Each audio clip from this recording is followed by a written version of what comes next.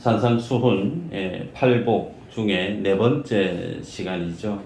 의에 줄이고 목마른 자가 복이 있다. 그들의 배에 부를 것이다. 라는 내용의 말씀인데요. 우리가 이 말씀을 늘 기억할 때 사전에 늘 전제된 내용을 알아야 되죠.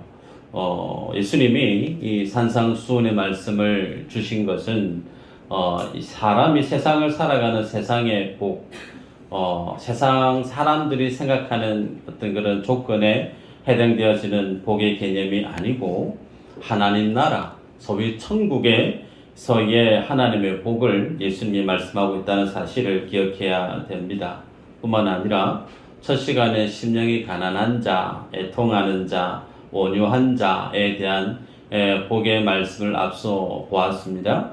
그리고 오늘 의에 줄이고 목마른 자에 대한 말씀을 볼 때 이 팔복에 해당되어지는 말씀들이 다 제각각 따로 떨어져서 하나님이 주신 말씀이 아니고 하나같이 전부 다 연관이 되어져 있다는 거예요. 그래서 하나님 나라의 전체 모습을 한 면 한 면 한 면 입체적으로 주님이 지금 설명하고 있다는 사실을 우리는 기억해야 됩니다. 이 말씀을 하시기 전에 예수님은 4장 23절 이후로 보면 온 갈릴리를 두루 다니면서 주님이 백성 중에 모든 약한 것, 모든 병든 것들을 고치셨고 그들에게 하나님의 천국 복음을 전하셨다 그랬습니다. 그래서 많은 사람들이 주님이 가르쳐 주시고 치유해 주시고 그들의 필요들을 주님이 공급해 주셨을 때 많은 사람들이 주님을 따랐다는 거예요. 자, 이 시대 때 우리는 알고 있습니다. 로마의 압제 아래 있었던 그 시대죠. 그래서 모든 사회가 배불리 먹고 마시고 부유하게 평화롭게 살 수 있는 시대가 아니었다는 거죠. 우리는 일제 시대의 아픈 경험을 가지고 있는 역사 아닙니까? 그래서 그런 어떤 힘들었던 시기에 예수님이 등장하셔서 백성들, 이스라엘 유대인들의 그 필요를 주님이 공급해 주시고 가장 힘들고 고단했던 그 삶을 주님의 능력으로 만져주시고 회복시켜 주셨을 때에 좋게 유대인들은 예수님을 오실 메시아로 인정할 수밖에 없었을 거예요. 그런데 그런 그들의 필요를 채워주시던 주님이 그들이 오늘 뭐라고 말씀하시느냐면 줄이고 배고픈 거, 줄이고 배고픈 것이 복되다 말씀해요. 그리고 줄이고 배 고파지면 주님이 배불리 먹이겠다라고 말씀합니다. 여러분, 말이 앞뒤가 맞지 않죠? 줄이고 목마른 자가 어떻게 복이 있다 말할 수 있을까? 우리들이 얘기하는 복은 배가 불러야 되고 목마름이 없고 늘 풍성함 속에 살아야 되는 것이 복이라고 행복한 삶이라고 우리는 판단하는데 오히려 주님이 하시는 말씀은 그것이 아니고 목마르고 줄이는 자가 복이 있다라고 말씀을 해요. 그래서 우리는 이 말씀을 제대로 이해하려고 하면 예수님이 지금 말씀하고 있는 의라고 하는 그 의에 줄이고 의에 배고파하는 그 모습이 말하는 의가 어떤 의미에서의 의인지를 알아야 되죠. 뿐만 아니라 그 의에 줄이고 목마르다라고 하는 그 말의 의미뿐만 아니라 이후에 주님이 배부르게 해주겠다라고 하는 이 배부름의 의미도 뭔지를 우리는 제각각 알아야만이 오늘 주님이 하시는 이 말씀을 우리가 제대로 이해할 수가 있습니다. 그래서 6절의 말씀을 의역을 하면 이렇게 됩니다. 복 있는 자여 그대들은 너희에 줄이고 목마른 자니라. 그러나 바로 너희가 배부른 자이다. 다시 말씀할까요? 복 있는 자여 그대들은 너희에 줄이고 목마른 자니라. 그러나 바로 너희가 배부른 자다. 하나님 앞에 복이 있는데 그 복 받은 자는 의에 줄이고 목마른 자인데 그 의에 줄이고 목마른 자가 바로 배부른 자다. 여러분, 배고픈 게 배부르대요. 이해되십니까? 배고픈 거 배고픈 거잖아요. 근데 주님은 배고픈 게 배부른 거야. 그게 복이야. 라고 말씀을 하고 있습니다. 여러분, 이 말씀은 하나님의 구원을 입어서 하나님 나라에 들어가서 살아가는 천국 백성, 하나님의 그 자녀들의 삶을 표현하고 있다는 거죠. 하나님의 자녀는 어떤 것만 바라보고 살아가는 인생이냐면 하나님의 의, 그 주님의 의만을 날마다 배고파하고 수리하고 목말하는 인생인데, 실제 그렇게 주님의 의만을 쫓아가는 그 인생이 가장 부유한 자고 배부른 자다라고 주님이 말씀합니다. 여러분, 그러면 여기에서 하나씩 찾아가 보십시다. 예수님이 의의 줄이고라고 말씀하실 때 이 의라고 하는 것이 어떤 관점에서 의미에서의 의인가? 여러분, 전에도 말씀을 드렸습니다. 성경에서 주님이 말씀하시는 의라고 하는 그 하나님이 말씀하시는 의와 세상 사람들이 이해하고 있는 저스티스라고 하는 그 의의 개념은 다르다라고 그랬습니다. 세상 사람들이 생각하는 의는 일반적으로 윤리, 도덕, 법적인 그런 카테고리 안에서 모든 사람들에게 동일하게 형평, 공평, 배분 이런 어떤 상황 속에서 동일하게 적용되어질 때 그 사회가 의로운 사회, 공의로운 사회라고 생각들을 많이 해요. 그런데 예수님이 말씀하시고 있는 그 의의 개념은 그런 개념이 아니라고 그랬죠.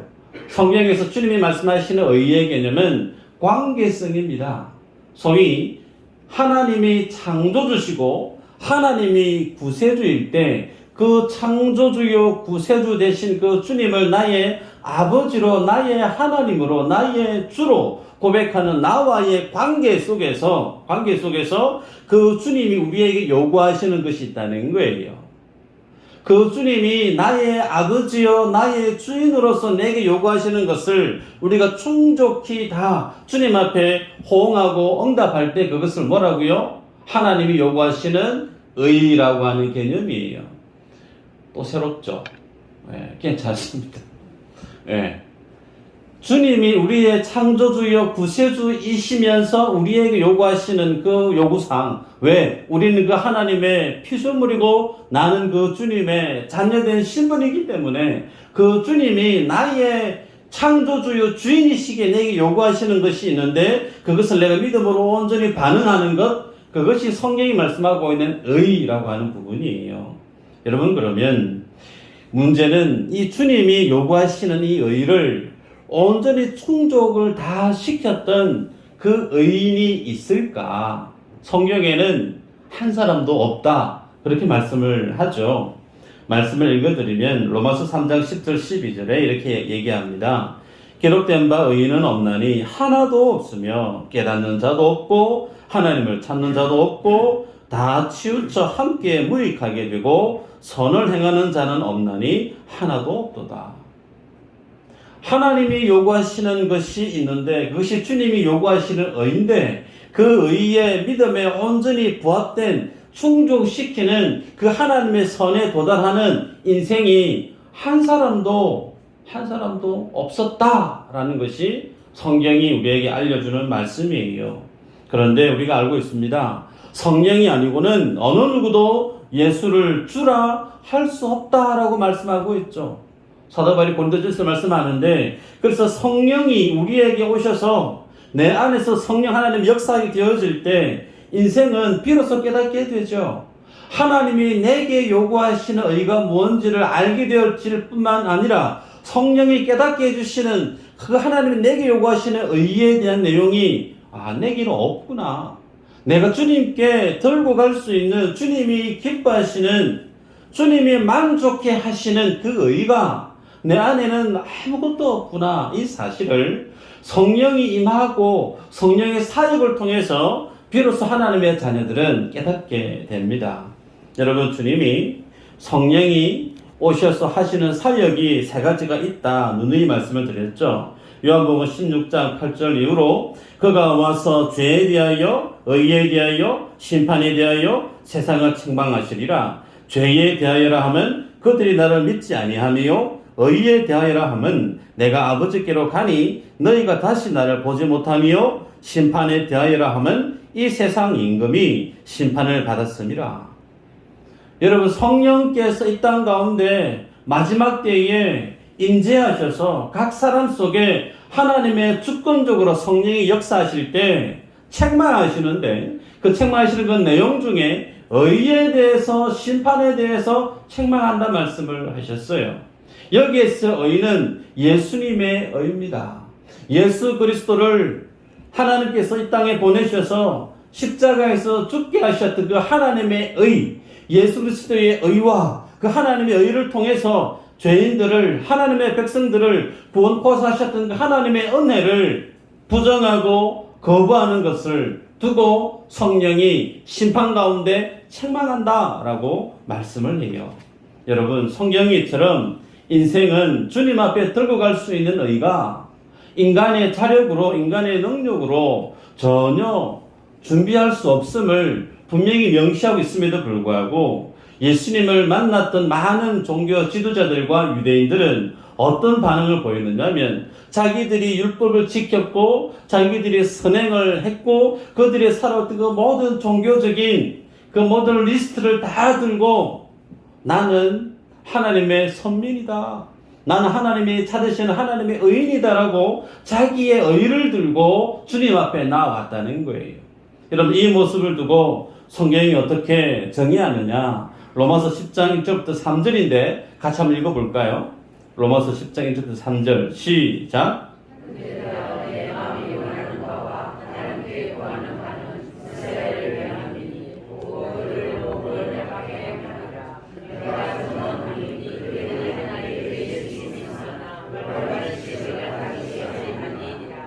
하나님의 의를 모르고 자기의 의를 세우려고 힘써 하나님의 의에 복종하지 아니하였느니라. 아멘.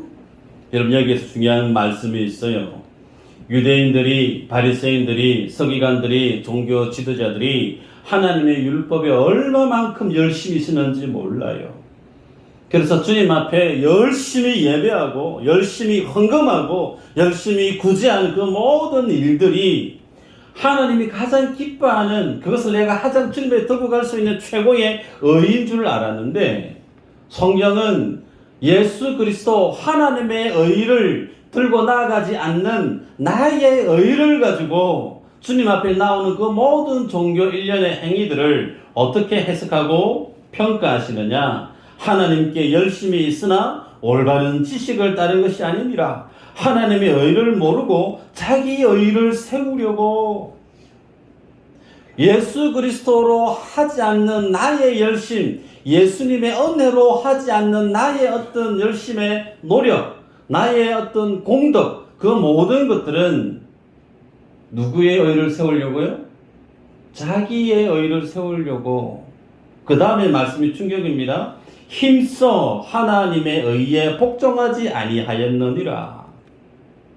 여러분, 예수님의 은혜로, 예수님의 그 의로 내가 믿음의 삶을 열심히 사는 것이 아니고 내 안에 있는 내 스스로의 어떤 열심, 그것을 통해서 내가 인정받고 싶고 그것을 내가 자랑하고 싶고 그것을 많은 사람들 앞에 내가 어깨에 힘을 좀 넣고 싶고, 그 모든 것들이 자기 의를 세우려고 하는 열심이고, 그것 때문에 힘써 하나님의 의에, 하나님의 말씀 앞에 복종하지 않는 불이다라고 성경은 말씀합니다.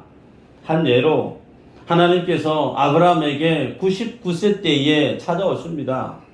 창세기 17장에서 주님이 그 아브라함에게 네 내년에 후에 자녀를 안게 될 텐데 이삭에 대한 출생을 언약으로 주시지 않습니까? 그때 그 아브라함에게 주님이 뭐라고 말씀하시느냐면, 너는 내 앞에, 주님 앞에 완전히 행하라 말씀합니다. 주님 우리에게 요구하시는 것은 적당히가 아니에요. 하나님 우리에게 받으실 만한 그 믿음의 모습은 최선도 물론 맞지만 하나님 우리에게 받으시는 것은 완전한 의입니다.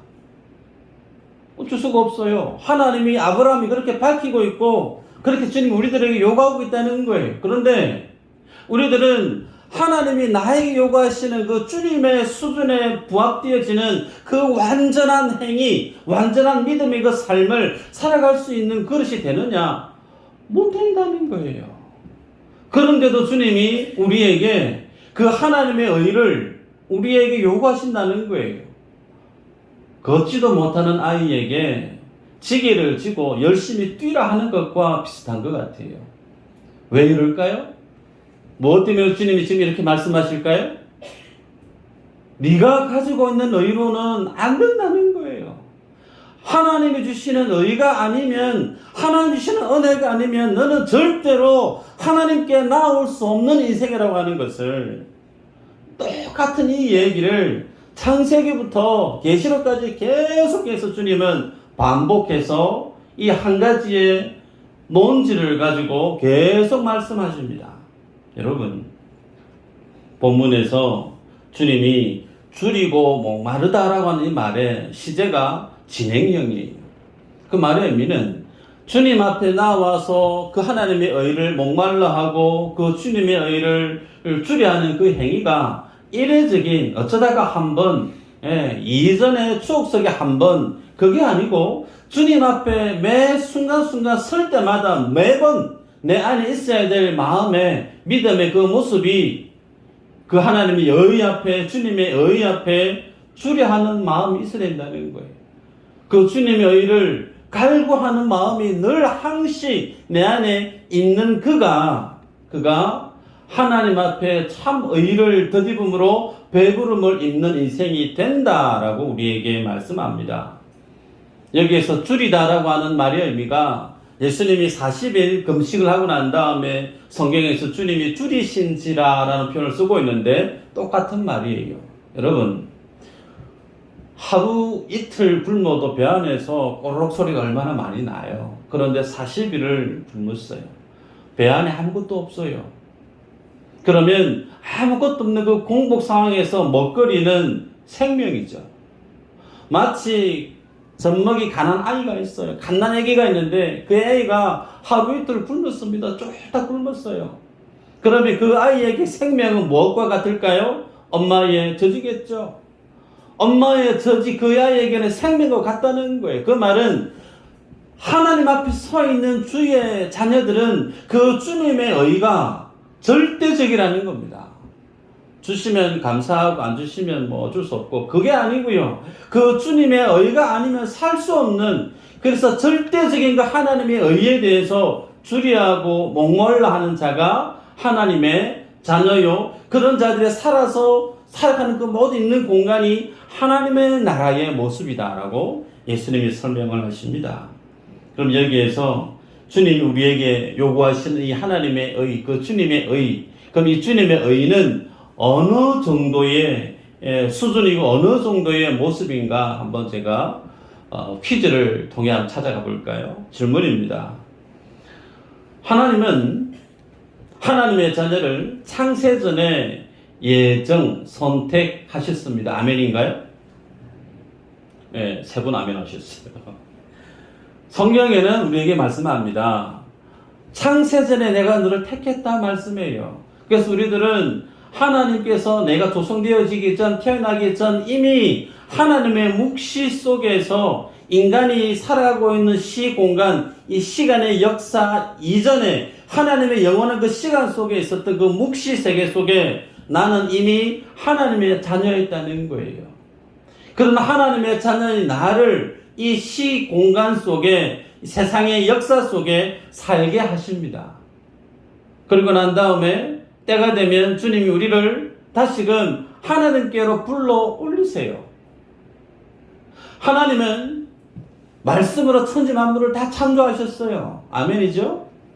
하나님 천지 만물을 다 창조하셨는데 창조하신 천지 만물이 계시록에 가면 어떻게 표현하고 있죠? 처음 땅, 처음 하늘 없다 그래요. 주님이 만든 그 모든 천지 만물을 주님이 다 없애버린대요. 그리고 여기서 질문이죠. 그러면 내가 태어나기 이전에 하나님의 자녀였으면 굳이 이 세상에 보내셨다가 이 세상에서 세월을 살게 하시다가 굳이 데려가실 것 같으면 보내지 않으셔도 되지 않았을까? 주님이 천지 만물을 창조하셨으면 그 천지 만물을 창조하신 것을 요한계시록에서는 주님이 다 불러서 다 태워버리고 없앤다고 하셨으면 굳이 없앨 거 왜 만드셨을까? 라는 거예요. 여러분, 왜 주님이 나를 이 세상 가운데 살게 하셨고 다 불태워서 없앨 천지 만물을 왜 주님이 만드셨을까? 이 질문에는 답이 딱 한 가지입니다. 뭐냐면 예수 그리스도가 왜 그리스도가 되고 예수 그리스도가 왜 나의 구주가 되며 왜 예수 그리스도가 만유의 주가 되어지는지를 드러내기 위함이라는 거예요. 여러분, 히브리서 1장 10절 이후로 이렇게 기록합니다. 또 주여 태초에 주께서 땅에 기초를 두셨으며 하늘도 주의 손으로 지으신 바라 그것들은 멸망할 것이나 그것들이 뭐예요? 천지 만물이죠. 멸망할 것이나 오직 주는 영존할 것이요 천지 만물은 다 사라져 버리지만 예수 그리스도 주님은 영존한데 영원히 존재하신다는 거죠. 그것들은 다 옷같이 낡아지리니 모든 만물들이 다 낡아진대요. 의복처럼 갈아입을 것이요 그것들은 옷과 같이 변할 것이나 새 것이 없다는 거죠. 다 때가 되면 낡아지고 변한다는 겁니다. 그러나 주는 여전하여 연대가 감히 없으리라 하였으나 예수 그리스도 그 주님은 다함이 없대요. 그 주님은 영원하다는 거예요. 그래서 히브리서 1장 10절부터 12절까지 말씀을 보면 주님이 온 천지 만물을 만든 이 모든 것들은 다 파괴하기 위해서 부서뜨리기 위해서 주님이 만드셨대요. 그것을 부수면서 주님이 대조적으로 무엇을 부각시키고 있느냐면 천지 만물은 다 사라지지만 누구는 영원히 존재한다고요? 예수님은 영원히 존재하신대요. 모든 만물이 의리의리하고 대단하고 훌륭해 보이지만 때가 되어지면 세월이 지나면 다 변색되고 다 낡아지지만 예수 그리스도의 그 연대는 영원하다라고 영원하신 예수 그리스도의 그 영광을 이 천지 만물과 비교하면서 이 천지 만물들은 때가 되어지면 다 부서지고 사라질 것들로 그러면서 오직 예수 그리스도가 어떤 분인가 그 주님의 영광이 어떠함을 대조시키면서 성경이 독자들에게 비춰주고 있습니다. 여러분, 그러기에 예수 그리스도 그 주님이 아니면 이 모든 만물들은 의미가 없대요. 예수 그리스도 그 주님이 아니면 어떤 가치도 없고 존재의 목적도 없다는 겁니다.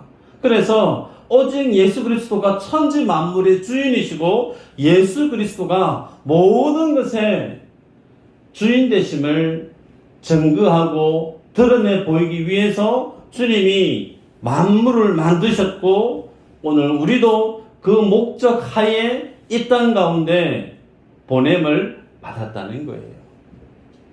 확인을 더 해볼까요? 골로새서 1장 15절 17절 한번 읽어보십시다. 시작.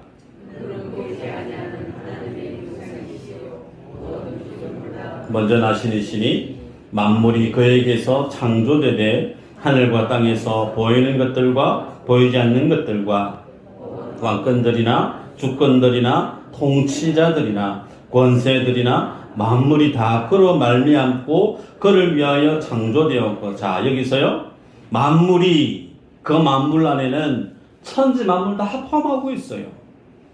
온 우주 천체 더하기 세상의 모든 나라의 위정자들 그 권세 권력 인간의 모든 세상의 그 역사 그 모든 것들의 주인이 누구라고요? 예수 그리스도. 그 모든 것을 주님이 다 친히 만드셨대요. 그리고 왜 만들었느냐? 그를 위하여 창조되었고 라고 그랬습니다.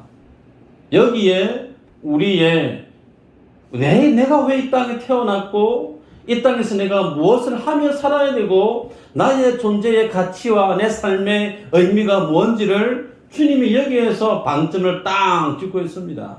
그를 위하여 창조되었고 여러분 그러기에 우리들은 이 땅 가운데 살면서 뭐하는 삶으로 살아야 되느냐면 예수님이 어떤 분인가에 대해서 알아가는 인생이고 그 예수 그리스도가 어떤 분인가를 드러내는 삶을 위해서 주님이 우리를 주의 몸된 교회로 부르셨음을 믿으시기를 바랍니다. 그 주님이 요한복음 1장 4절에서는 그 안에 생명이 있었으니 이 생명은 사람들의 빛이다. 예수 그리스도가 생명이래요. 우리 다 이렇게 알고 있는 말씀이죠. 자, 그래서 예수 그리스도 그분은 하나님이시면서 창조주이시면서 영원한 하나님으로서 만물의 주인이세요. 이 정도면 예수님이 지니고 있는 그 모든 영광은 모든 영광 중에 최고의 영광임을 우리는 인정할 수밖에 없습니다. 그런데 여기에서 주님이 보다 더 영화롭게 주님이 어느 누구도 상상할 수도 없는 그 하나님의 영광의 길을 만드십니다. 그게 뭘까요? 마태복음 3장에 보면 13절에서 15절에 세례 요한이 세례를 줍니다. 그런데 그 세례를 주고 있는 광경 속에 주님이 나타나시죠. 그 주님을 보았던 세례 요한이 아니 내가 예수님께 지금 세례 받아야 되는데 주님이 내한테 지금 어떻게 오시느냐고 반문해요. 그때 예수님이 아니다. 내가 세례를 받아야 된다. 이로써 모든 의를 완성해야 된다. 라고 하시면서 주님이 세례 요한에게 세례를 받아요. 여러분 성경은 세례 요한의 세례에 대해서 설명을 할 때 회개하게 하는 세례라고 얘기합니다. 인생이 죄에 대해서 회개를 하게 되어지면 그 회개는 무엇과 직결되어지죠? 구원과 직결되어지죠. 죄에 있는 자는 주님 나라 갈 수 없으니 그 죄 용서를 받게 된 자들만 하나님의 은혜를 생명을 누리기에 회개에 이르게 하는 그 세례는 곧 하나님의 생명을 드리는 천국을 부여받게 되어지는 의미와 직결되어졌다는 거예요. 그러면 예수님이 죄가 있으세요? 예수님은 죄가 없으세요. 다시 얘기하면 예수님은 세례 요한의 세례가 필요 없다는 거예요. 예수님이 구원받아야 될 죄인인가요? 아니에요. 예수님 자체 안에 뭐가 있었다고요? 생명. 나는 곧 길이요 진리요 생명이니 예수님이 자체가 생명이란 말이에요. 그런데 그 주님이 친히 죄가 없으신 그분이 죄의 자리로 내려가셨다는 거예요. 죄가 없는 그분이 죄인들이 받아야 되는 그 모든 죄의 세례를 주님이 받으셨다는 거예요. 그 말의 의미는 무엇을 상징하느냐면 예수님이 짊어지실 십자가를 뜻합니다. 그 주님이 십자가에서 많은 사람들의 죄를 짊어지시고 그 주님이 십자가에서 죄인으로 죄의 저주 아래 죽어나가는 그 십자가 사역을 주님이 뜻하고 있다는 거예요. 그래서 그 주님의 십자가에서 이루신 그 하나님의 의를 위해서 주님이 세례요한에게 가서 세례를 받으셨다는 겁니다. 모든 의를 이루려 함이니라. 여러분 이 모든 의 하나님이 인정하시고 하나님이 요구하시는 모든 인생들에게 하나님의 자녀로서 요구하고 찾으시는 그 모든 의를 친히 예수님이 완성해 내셨다는 거예요. 그 완성하시는 그 의를 오늘 우리들에게 주셨다는 겁니다. 아멘인가요? 네. 그래서 그 주님이 오셔서 십자가 위에서 만드신 그 모든 의를 우리 모두에게 주셨을 뿐만 아니라 친히 주님은 요한복음에서 오병의 기적을 쭉 행하시고 난 이후에 설명하십니다. 내가 생명의 떡이다. 주님은 제자들을 불러놓고 잔을 나누시면서 내 피다. 마지막에 만찬을 하시면서 떡을 떼면서 내 살이다. 나를 먹으라. 여러분 굶주리고 줄이고 배고파하는 그들에게 오직 예수 그리스도만이 인생에게 부요함을 줄 수 있는 참된 생명을 줄 수 있는 하나님의 나라를 줄 수 있는 유일한 주인 되신 분이 예수 그리스도라는 거예요. 여러분 그래서 우리는 예수 안에 있어야만이 하나님의 생명을 누리게 돼요. 예수님의 그 의를 받아 누려야만이 우리는 하나님의 은혜 보좌 앞에 힘있게 나아갈 수 있는 자격이 주어지고 능력이 주어진다는 겁니다. 이 내용을 사도 바울이 깨달았습니다. 우리가 알고 있는 사도 바울 유대인입니다. 바리새인입니다. 그리고 그는 가말리엘의 배움을 입었던 모든 사람들이 부러워할 만한 학벌을 지녔던 사람이에요. 그래서 율법에는 나는 흠이 없다 라고 스스로를 인정했던 그 인생이 예수 그리스도를 만나게 됐죠. 그 주님을 만나고 나서 그가 고백하는 내용이 갈라디아서 2장 20절이죠. 내가 그리스도와 함께 십자가에 못 박혔나니 그런즉 이제는 내가 사는 것이 아니요 오직 내 안에 그리스도께서 사시는 것이라. 이제 내가 육체 가운데 사는 거, 내가 이 땅에 살아가는 이유, 나를 사랑하사 나를 위하여 자기 자신을 버리신 하나님의 아들을 믿는 믿음 안에서 사는 것이라. 내가 예수님께 나아가기 위해서, 내가 하나님께 나아가기 위해서 내가 뭔가를 열심히 해야 되고 그 하나님의 영광에 도달하기 위해서 내가 뭔가 열심히 구비해야 되고 그건 줄 알았는데, 그래서 열심히 율법에 심취해서 의지적으로 노력을 쥐어 짜내어서 내가 그렇게 주님 앞에 최선을 다해 살았는데, 주님 만나고 나니까 그것은 아무짝에 쓸모가 없고 주님 인정하시는 것은 예수님의 의라는 걸 본인이 알게 된 거예요. 그러고 나서 내가 할 수 있는 거, 내가 주님 안에 거하는 거구나. 내가 주님 안에, 믿음 안에 살아가는 것이 전부구나. 그래서 내가 사는 목적이 그리스도 안에 사는 것이 가장 최고의 유익이고 영광임을 바울이 이렇게 고백을 하는 것입니다. 여러분, 그러기에 오늘 나는 그러면 어떻게 주님을 예배하고 사는가? 나에게 질문을 던져야 되겠죠. 나는 그 주님의 의를 어떻게 추려하고 배고파하고 그렇게 갈급해하며 주 앞에 살아가고 있는가? 예수님 때에 15장 마태복음 15장 7절 9절에 이런 말씀이 있어요. 외식하는 자들아, 이사야가 너희에게 관하여 잘 예언하였도다. 이르시되 이 백성이 입술로는 나를 공경하되 마음은 내게서 멀도다. 사람의 계명으로 교훈을 삼아 가르치니 나를 헛되이 경배하는도다 하였느니라. 여러분, 예수님 앞에 나와서 열심히 회당에서 성전에서 예배 행위를 하는 많은 유대인들의 그 모습을 주님이 보시고 뭐라고 평가하시느냐면 외식하는 자들이다 그랬단 말이에요. 그들이 왜 외식하는 삶을 살았을까요? 주님이 지적합니다. 사람의 계명으로 교훈을 삼아 가르치나니. 이 모습 앞에 우리들도 포함될 수 있습니다. 여러분, 성경은, 하나님의 말씀으로 되어져 있는 성경은 다양한 인물이 있고 사건이 있죠. 그 속에 분명히 사건을 통해서 내 자신을 비춰보고 내가 어떻게 주님을 살아가야 될지 본을 삼을 수 있습니다. 그래서 성경의 내용을 보면서 교훈점을 찾아서 내 삶 속에 적용해 갈 수 있는 여지 많이 있어요. 그거 부정하는 건 아니에요. 그러나 전부가 그런가? 아니요. 우리들은 주님 하신 말씀이 너희는 세상의 빛이라, 너희는 세상의 소금이라. 이 말은 너희는 빛 같은 자가 되라, 소금 같은 자가 되라, 그 뜻이 아니에요. 예수님을 믿은 너는 빛이라는 거예요. 빛 같은 자가 되라는 뜻이 아니고, 너는 예수님을 믿니? 주님 자녀가 되었니? 너는 빛이야.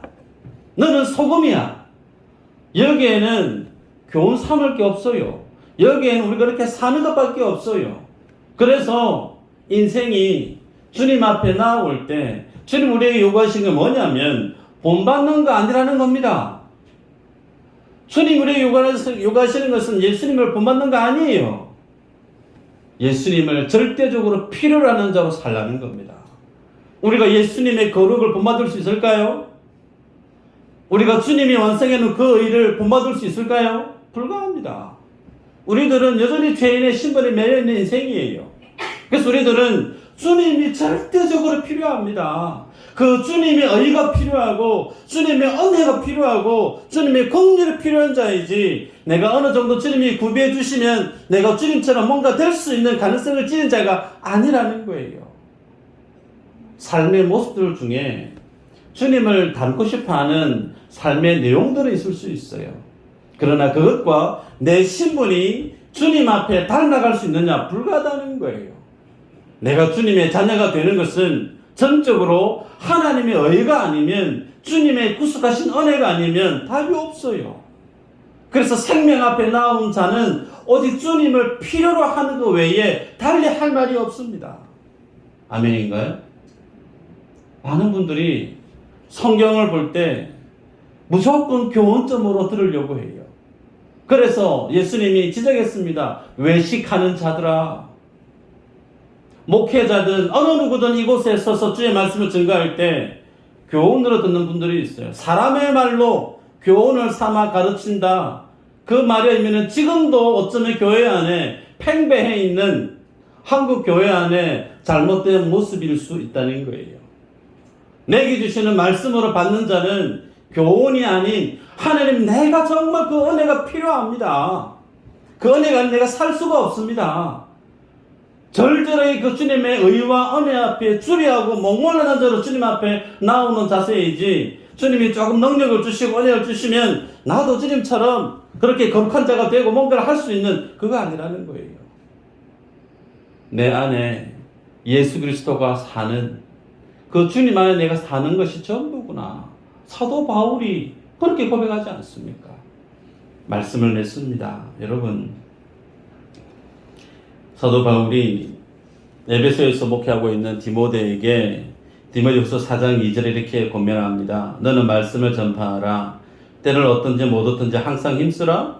범사에 오래 참음과 가르침으로 경책하며 경계하며 권하라. 여러분, 여기에서 때를 얻든지 못 얻든지 항상 힘쓰라. 목회 열심히 해라 권면하고 있어요. 영적인 아들 디모데에게. 그런데 어떻게 목회, 어떻게 힘쓰는 말씀의 종이 되라고 권면하느냐면 경계, 경책, 권하다 이 세 가지 말이 포함돼요. 여기에서 경책하다 아주 심하게 죄에 대해서 책망하다 이 뜻입니다. 경계하다 비슷한 뜻이에요. 그의 잘잘못에 대해서 비난하다, 부끄러울 정도로 비난하다.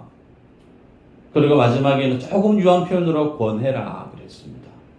이 말씀 그대로 적용하면 디모데가 앞에 서서 말씀을 전합니다. 에베소 교회 성도들에게. 그러면 매번 설 때마다 디모데가 어떻게 설교했었느냐면 성도들의 잘잘못에 대해서, 죄에 대해서 신랄하게 비판했다는 거예요. 책망했다는 거예요. 그럼 예배 드릴 때마다 성도들의 마음이 어땠을까요? 디모데 말씀 사역자가 와서 매번 설교 때마다 내 마음을 후벼 파요. 내 자존심을 잘근 밟아요. 아프죠. 괴로워요. 근데 그렇게 하래요. 그 모습 앞에 드러난 자기의 죄를 바라보고 다시금 주님 앞에 무릎 꿇을 수밖에 없어서 주님, 내가 그 주님의 의가 필요합니다. 주님, 내게 그 주님의 의가 줄이고 굶주려서 주님의 의가 아니면 살 수가 없습니다. 언제까지요? 주님을 만나는 그 시간까지 그렇게 목회하라고 바울이 디모데에게 권면하듯이 오늘 우리들도 다르지 않다는 겁니다.